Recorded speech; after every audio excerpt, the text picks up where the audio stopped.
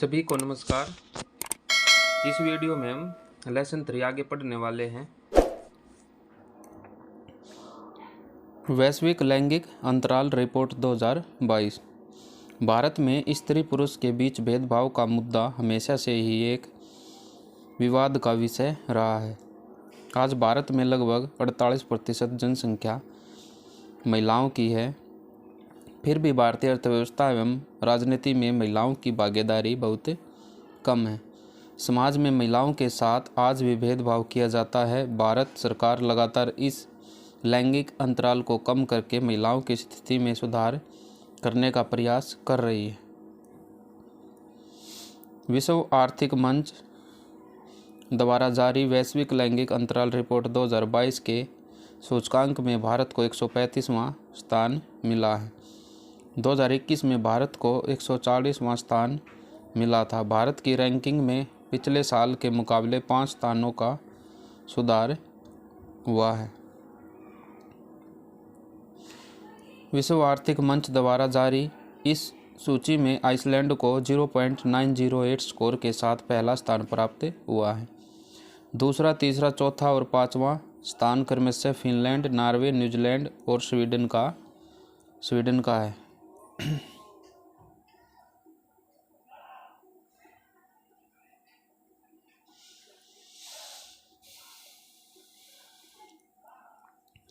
इस वर्ष लैंगिक अंतराल सूचकांक में 146 देशों को सूचीबद्ध किया गया है। इस सूची में निचले क्रम के 5 देश हैं: अफगानिस्तान, पाकिस्तान, कांगो गणराज्य, ईरान तथा चाड।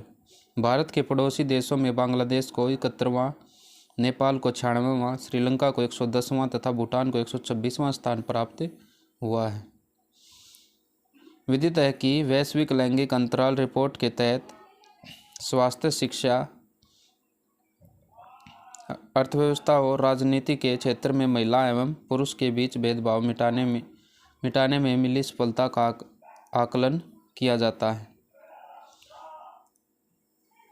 वर्ष 2022 के लिए वैश्विक लैंगिक अंतराल स्कोर 68.1% है। वर्ष 2021 की तुलना में इस अंतराल में 0.4% की वृद्धि हुई है। वर्तमान में 31.9% अंतराल शेष है। इस आधार पर समग्र वैश्विक लैंगिक अंतराल को समाप्त होने में लगभग 132 वर्ष लग सकते हैं। सूचकांक के विभिन्न क्षेत्रों में भारत की स्थिति इस प्रकार रही है: राजनीतिक सशक्तिकरण 48वां स्थान एवं 0.267 स्कोर है। शैक्षणिक उपलब्धियां 107वां स्थान है और 0.961 स्कोर है। आर्थिक भागीदारी एवं अवसर 143वां स्थान है और 0.35 स्कोर है। स्वास्थ्य एवं उत्तरजीविता 146वां स्थान एवं 0.937 स्कोर है।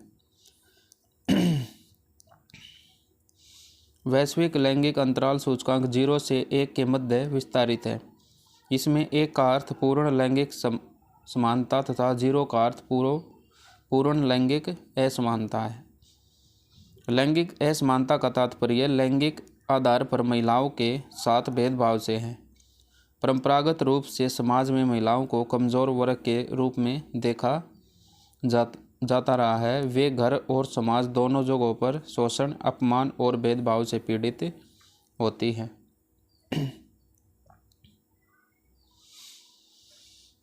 नेक्स्ट है लेगाटम समृद्धि सूचकांक 2021।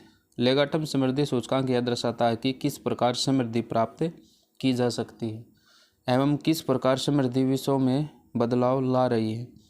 समृद्धि प्रत्यक्ष रूप से कल्याण से जुड़ी हुई है। वर्ष 2010 में लेगाटल समृद्धि सूचकांक में वैश्विक स्तर पर समृद्धि में वृद्धि हुई है, जो लोगों के जीवन स्तर और अर्थव्यवस्था के अधिक खुलेपन के कारण हुआ है।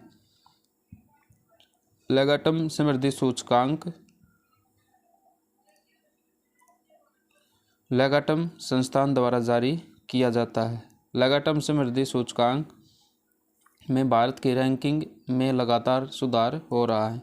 वर्ष 2011 से अब तक 11 स्थानों का सुधार करते हुए लेगाटम समृद्धि सूचकांक 2021 में 167 देशों में 101वें स्थान पर पहुंच गया है।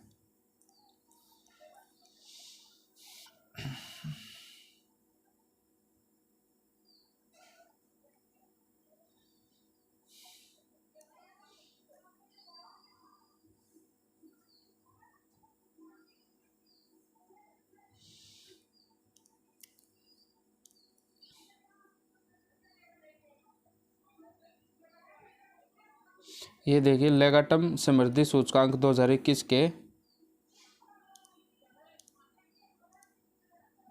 12 घटकों में भारत की रैंकिंग क्या रही है।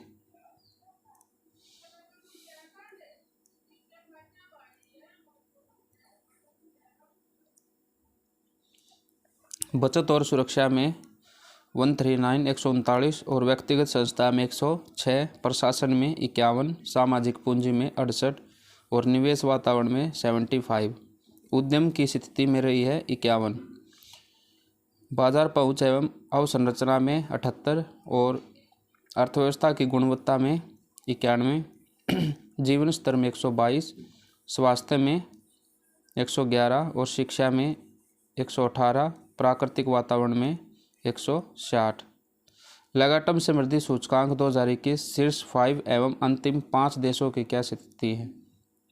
डेनमार्क 167वें स्थान पर है और नॉर्वे 166 में, स्वीडन 165 और Finland 164, Switzerland 163।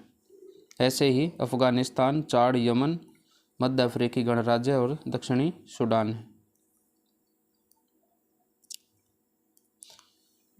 The good country index version 1.5 किसी भी देश में मिलने वाली मूलभूत सुविधाएं, लोगों का जीवन स्तर आदि को ध्यान में रखते हुए द गुड कंट्री इंडेक्स नामक यह सूचकांक तैयार किया गया है। इस सूचकांक को तैयार करने के लिए 169 देशों के विभिन्न क्षेत्रों में वैश्विक योगदान को मापा गया। इसमें विज्ञान एवं प्रौद्योगिकी, संस्कृति, अंतर्राष्ट्रीय शांति और सुरक्षा, वैश्विक क्रम, ग्रह एवं जलवायु, खुशहाली एवं समानता, स्वास्थ्य जैसे विषयों को शामिल किया गया।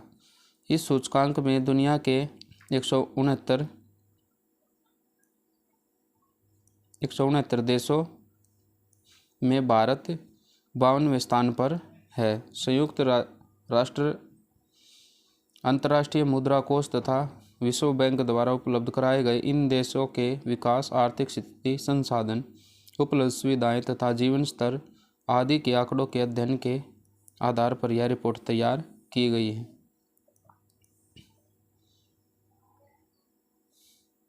इसमें स्वीडन की पहली रैंक है, डेनमार्क दूसरी और जर्मनी की तीसरी, नीदरलैंड की चौथी और फिनलैंड की 5वीं और भारत की 52वीं। रूस 54वें स्थान पर है, ब्राज़ील 62वें, चीन 69वें, बांग्लादेश 105वें और पाकिस्तान 110, श्रीलंका 129।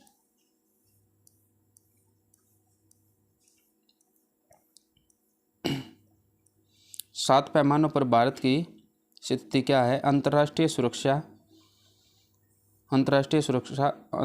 शांति और सुरक्षा में 30 है। भारत की स्वास्थ्य और खुशहाली में 22, संस्कृति में 112, प्रौद्योगिकी में, विज्ञान एवं प्रौद्योगिकी में 81 और वैश्विक क्रम में 55, ग्रह एवं जलवायु में 113, समृद्धि एवं समानता में 51। नेटवर्क रेडीनेस इंडेक्स 2022 यह सूचकांक विश्व आर्थिक मंच की वैश्विक सूचना प्रौद्योगिकी रिपोर्ट का एक भाग है, जो डिजिटलीकृत अर्थव्यवस्था और समाज में परिवर्तन के लिए आवश्यक परिस्थितियां बनाने में देश की सफलता को मापता है। नेटवर्क रेडीनेस इंडेक्स 2022 एक नवीनीकृत NRI का संस्करण है और यह 4 महत्वपूर्ण स्तंभों घटकों के कुल 60 स्तरों में प्रदर्शन के आधार पर 131 देशों को रैंकिंग प्रदान करता है। वर्ष 2022 में भारत 131 देशों की सूची में 61वें स्थान पर रहा है। वर्ष 2021 में भारत का स्कोर 51.19 है और इस सूची में संयुक्त राज्य अमेरिका, सिंगापुर और स्वीडन क्रमशः प्रथम, द्वितीय और तृतीय स्थान पर रहे हैं। कारोबार सुगमता सूचकांक। वर्ष 1991 में उदारीकरण, निजीकरण, वैश्वीकरण को अपनाने के बाद से ही भारत में औद्योगिक विकास को एक नई दिशा प्राप्त हुई है। भारत में तीव्र आर्थिक समृद्धि प्राप्त करने के लिए सरकार लगातार निजी निवेश एवं विदेशी निवेश को प्रोत्साहित कर रही है। इसके लिए सरकार ने औद्योगिक नीति एवं विदेशी व्यापार नीति को काफ़ी उदार बनाया है। भारत में विदेशी निवेश को आकर्षित करने के लिए काफ़ी छूटें एवं रियायतें प्रदान की गई है। सरकार ने अनेक क्षेत्रों में प्रत्यक्ष विदेशी निवेश की सीमा में भी वृद्धि की है। भारत सरकार अनेक कार्यक्रमों जैसे make in India, stand up India, विशेष आर्थिक क्षेत्रों के निर्माण के द्वारा भारत में औद्योगिकरण की दर को बढ़ाकर तीव्र आर्थिक समृद्धि प्राप्त करना चाहती है। सरकार अनेक कार्यक्रमों के तहत उद्यमियों को वित्त एवं ऋण प्रदान कर रही है, जिससे उद्योगों की स्थापना हो सके, लोगों को रोजगार प्राप्त हो सके एवं वस्तुओं एवं सेवाओं के उत्पादन में वृद्धि हो सके। विश्व बैंक समूह की 17वीं शीर्षक रिपोर्ट में विभिन्न मानदंडों के आधार पर भारत 190 देशों में 63वें स्थान पर था। भारत का ease of doing business score 71.0 था। भारत की स्थिति में वर्ष 2018 के मुकाबले काफ़ी सुधार हुआ है और ध्यातव्य है कि वर्ष 2018 में 190 देशों की सूची में भारत का स्थान 77वां और स्कोर 6.23 था।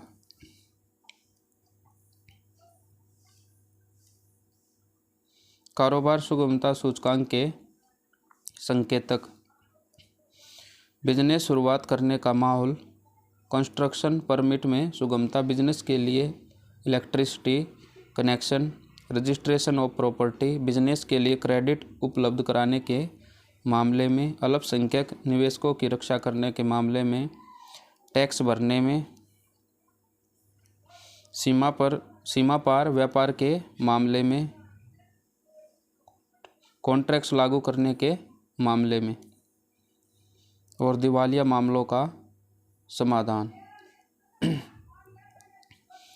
विश्व बैंक समूह ने अनियमितताओं के आरोपों के बाद विभिन्न देशों में निवेश के माहौल पर अपनी कारोबारी सुगमता रिपोर्ट का प्रकाशन बंद करने का फैसला किया है।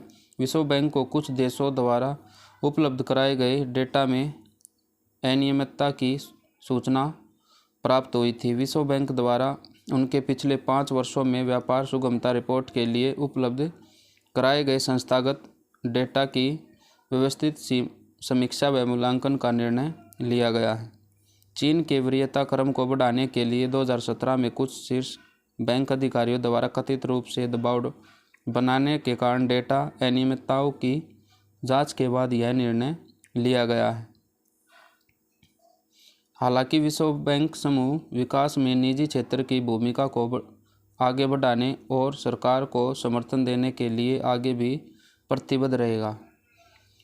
विश्व बैंक अब व्यापार और निवेश के माहौल का आकलन करने के लिए एक नए नज़रिए पर काम करेगा। विश्व बैंक को कारोबारी सुगमता रिपोर्ट 2018 और 2020 में डेटा अनियमितताओं की जानकारी जून 2020 में आंतरिक रूप से पता चली थी। इसके बाद विश्व बैंक प्रबंधन ने अगली कारोबारी सुगमता रिपोर्ट का प्रकाशन रोक दिया और इसकी कार्यप्रणाली की समीक्षा शुरू की।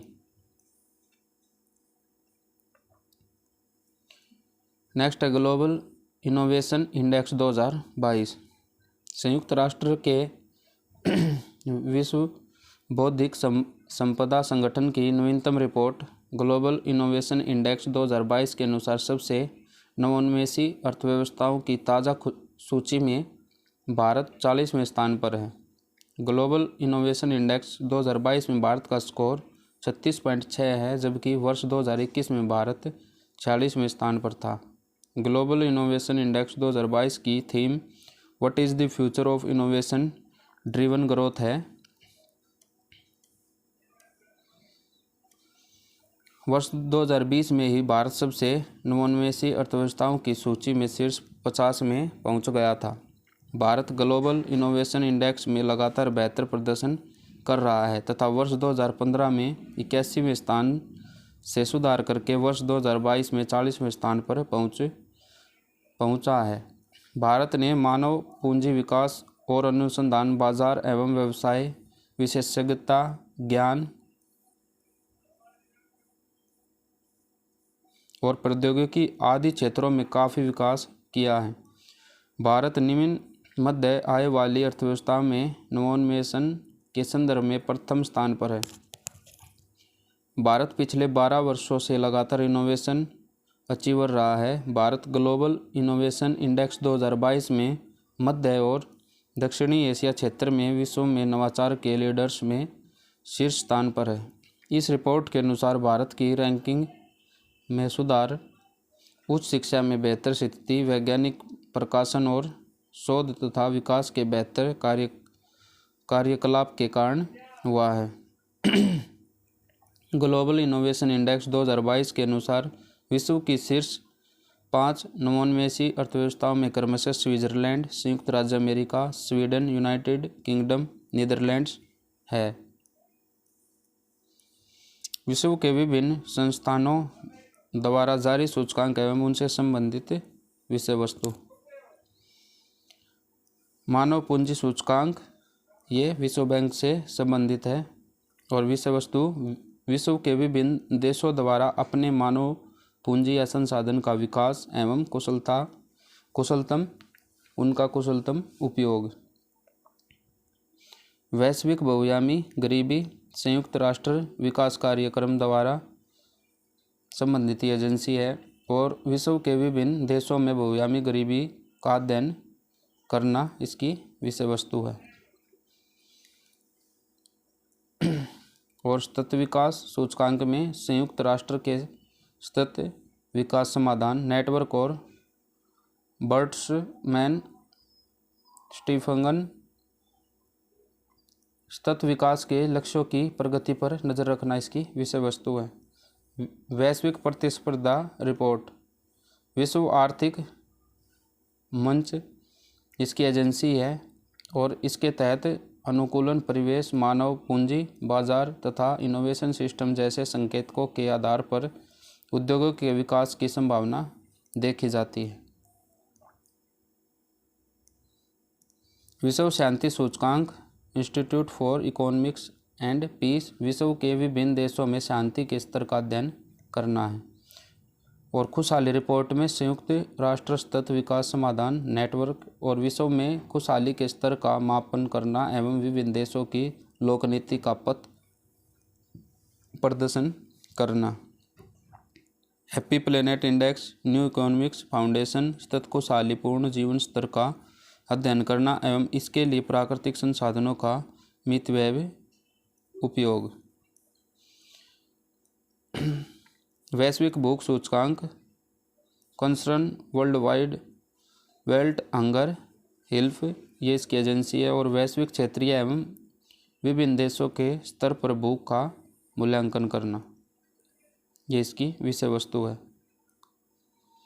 सामाजिक प्रगति सूचकांक में सोशल प्रोग्रेस इम्पेरेटिव और आर्थिक विकास के साथ साथ सामाजिक विकास का मापन करना। मानव विकास सूचकांक संयुक्त राष्ट्र विकास कार्यक्रम समग्र मानव विकास का अध्ययन करने के लिए 3 मूलभूत आयामों लंबा एवं स्वस्थ जीवन, ज्ञान की उपलब्धि, एक अच्छा जीवन स्तर का अध्ययन करना। नेटवर्क रेडीनेस इंडेक्स विश्व आर्थिक मंच की वैश्विक सूचना प्रौद्योगिकी रिपोर्ट के एक भाग द्वारा जारी किया जाता है। डिजिटलीकृत अर्थव्यवस्था और समाज में परिवर्तनों की स्थिति का अध्ययन करना। लेगाटम समृद्धि सूचकांक लेगाटम संस्थान द्वारा और विश्व में होने वाली समृद्धि के स्तर का अध्ययन करना। कारोबार सुगमता सूचकांक ये विश्व बैंक में द्वारा संबंधित है और विश्व के विभिन्न देशों में व्यापार करने संबंधी वातावरण का अध्ययन करना। आर्थिक समृद्धि तथा मानव विकास में संबंध। आज मानव विकास पर जोर दिए जाने से तथा मानव विकास सूचकांक, हैप्पी प्लेनेट इंडेक्स, राष्ट्रीय समृद्धि सूचकांक आदि सूचकांकों का आकलन करने से अब आर्थिक विकास के सिद्धांतों में ध्यान समृद्धि की मात्रा से हटकर समृद्धि की संरचना एवं समृद्धि की गुणवत्ता पर केंद्रित हो गया है। आर्थिक समृद्धि के साथ साथ मानव विकास भी अत्यंत आवश्यक है। यदि आर्थिक समृद्धि की दर उच्च है लेकिन अर्थव्यवस्था में रोजगार के नए नए अवसरों का सृजन न हो रहा हो, तो लोगों के पास पूर्ण स्वतंत्रता न हो एवं सभी को समान अवसर उपलब्ध न हो, तो ऐसी आर्थिक समृद्धि किसी भी अर्थव्यवस्था के लिए अच्छी नहीं हो सकती। आर्थिक समृद्धि तथा मानव विकास के बीच मजबूत संबंध स्थापित किया जाना चाहिए। इस कार्य को निम्नलिखित तरीके से संपन्न किया जा सकता है। सभी को लाभकारी रोजगार के अवसर उपलब्ध कराए जाने चाहिए जिससे लोगों को आर्थिक समृद्धि का सीधा लाभ प्राप्त हो सके एवं लोगों की क्रय क्षमता में वृद्धि हो सके। इसके फलस्वरूप लोगों के जीवन स्तर में सुधार होगा। आय तथा आर्थिक अवसरों का बेहतर व न्यायोचित वितरण सुनिश्चित किया जाएगा क्योंकि इससे एक और सामान्य जीवन स्तर में सुधार के अवसर प्राप्त होंगे, जो दूसरी ओर आर्थिक समृद्धि और मानव विकास में नज़दीकी संबंध स्थापित होंगे। लोगों की शिक्षा तथा उनके कौशल विकास पर ध्यान दिया जाना चाहिए। लोगों को बेहतर स्वास्थ्य सुविधाएं प्रदान की जानी चाहिए तथा सभी को मूलभूत सामाजिक सेवाएं उपलब्ध करानी चाहिए क्योंकि एक स्वस्थ एवं शिक्षित मनुष्य बेहतर मानव संसाधन बन सकता है।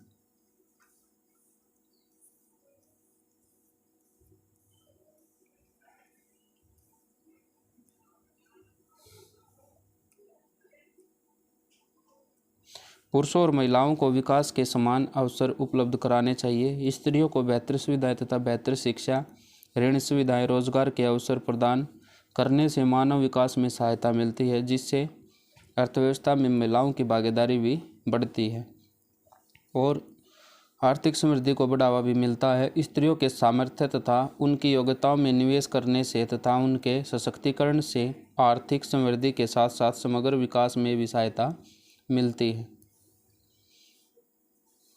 उत्पादक परिसंपत्तियों का समान वितरण सुनिश्चित करना चाहिए जैसे भूमि। लोगों को आय सृजन करने हेतु भौतिक संरचना तथा वित्तीय संसाधन प्रदान करने चाहिए क्योंकि इन परिसंपत्तियों के न होने से कई लोगों के आर्थिक अवसर अवरुद्ध हो जाते हैं।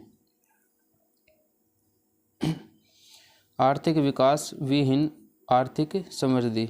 विश्व की अनेक अर्थव्यवस्थाओं में ऐसा भी संभव हो सकता है कि वहाँ केवल आर्थिक समृद्धि ही परिलक्षित हो एवं आर्थिक विकास का स्तर बहुत कम हो, अर्थात अर्थव्यवस्था में सकल घरेलू उत्पाद में तो वृद्धि हो रही है लेकिन वहाँ के नागरिकों के जीवन स्तर में कोई सुधार नहीं हो रहा हो। आर्थिक विकास विहीन आर्थिक समृद्धि देश के सामाजिक आर्थिक विकास में बाधक बनकर देश के समावेशी विकास में अवरोध उत्पन्न कर सकती है जैसे असमानता। ऐसा भी हो सकता है कि तीव्र आर्थिक समृद्धि केवल उच्च वर्ग के कुछ प्रतिशत लोगों को ही लाभ पहुंचाए एवं अन्य वर्ग उससे वंचित रह जाए जिससे विभिन्न प्रकार की असमानताओं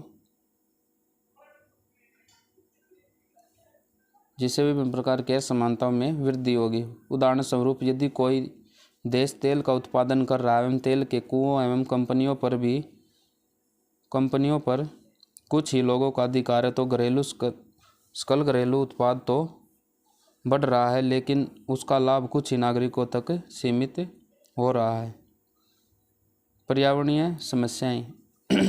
आज विश्व का प्रत्येक देश तीव्र आर्थिक समृद्धि प्राप्त करने की होड़ में लगा हुआ है एवं इसके लिए पर्यावरण को भी अनदेखा किया जा रहा है। इसके परिणाम स्वरूप स्वास्थ्य समस्याएं एवं जलवायु संबंधी अनेक समस्याएं उत्पन्न हो रही है। इसके कारण भविष्य में लोगों के स्वस्थ जीवन स्तर में गिरावट आएगी।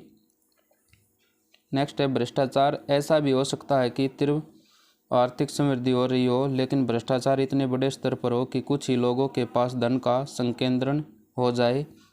इस प्रकार आर्थिक असमानता बढ़ेगी एवं अर्थव्यवस्था में काले धन की समस्या एवं मुद्रा की आपूर्ति की समस्या भी उत्पन्न हो सकती है। नेक्स्ट, अर्थव्यवस्था में उत्पादन का बढ़ना। अर्थव्यवस्था में उत्पादन को बढ़ा दिया जाता है जिससे कि सकल घरेलू उत्पाद में वृद्धि हो सके, लेकिन मांग एवं उपभोग में वृद्धि नहीं होती है। इससे अर्थव्यवस्था में वस्तुओं की अधिक आपूर्ति होती है एवं कम मांग के कारण वस्तुओं की कीमत कम हो जाती है। इस स्थिति में यह आवश्यक नहीं है कि अर्थव्यवस्था में लोगों के जीवन स्तर में सुधार हो। तो लेसन खत्म हो चुका। मिलते हैं नेक्स्ट वीडियो में, तब तक